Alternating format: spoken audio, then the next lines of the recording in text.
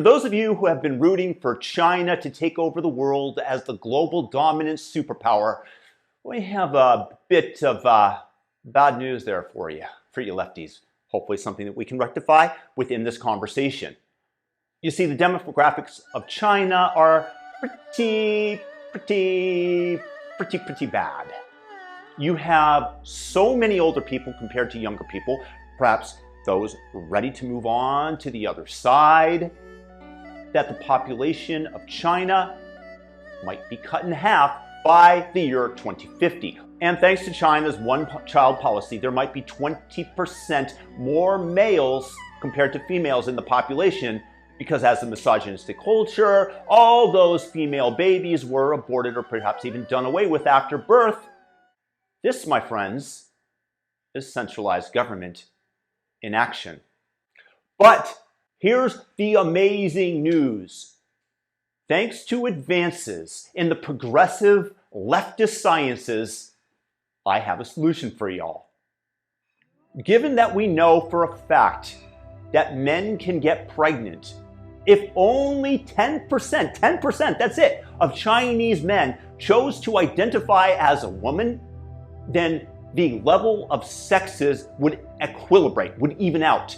And the Chinese could procreate once again at higher rates. Once again, they can get pregnant, maintain their population, and export their centralized government communistic approach to the rest of the world, which, as has been proven time and time again, is the best way to organize any society.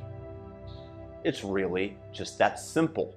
And for all of you unbearable, hick, MAGA scumbags that naturally doubt the science, please remember, Lord Fauci will soon make that illegal to question him, the science. Attacks on me, quite frankly, are attacks on science. But let's not stop there. I want to offer an amazing piece of news to environmentalists and animal lovers out there. With the new ways of thinking, science following the thinking, backing up the thought process of crazy people, we can go so far as to bring back extinct species onto the planet. Take the black African rhino that sadly is no more. I realize that animals lack the intellect to identify differently than their biology, so it's up to us human beings to bring back the animals that have ceased to exist.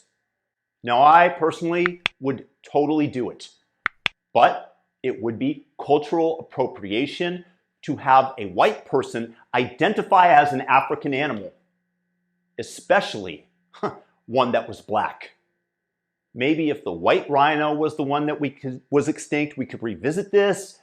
But again, this is just social justice science.